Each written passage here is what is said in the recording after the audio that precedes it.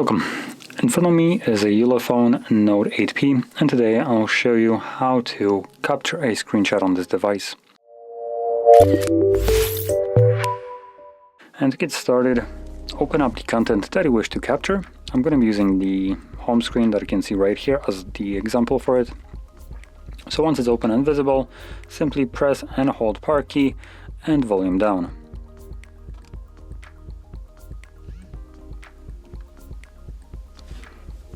Now you will feel a vibration, at which point you can let go of the keys. It takes a couple seconds for this to show up, but once it does, you can basically tap on OK to save it. You can select what you want to do. As you've seen, there was just get back to it.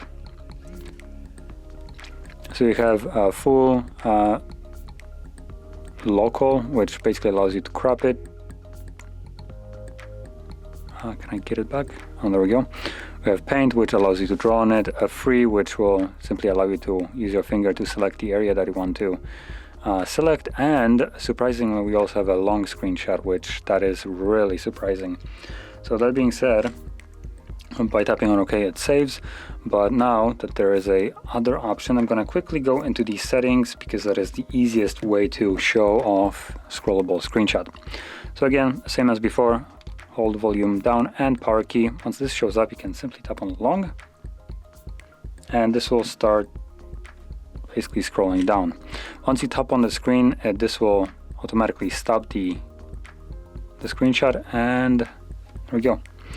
So now the screenshots that we have captured can be found in our photo gallery. So gallery right here, and there it is. There is the normal screenshot from the home screen, and then there is the long screenshot, which you can see. There we go. It's about almost the size that it's supposed to be. So that is how you can capture screenshots on this device. And if you found this very helpful, don't forget to hit like, subscribe, and thanks for watching.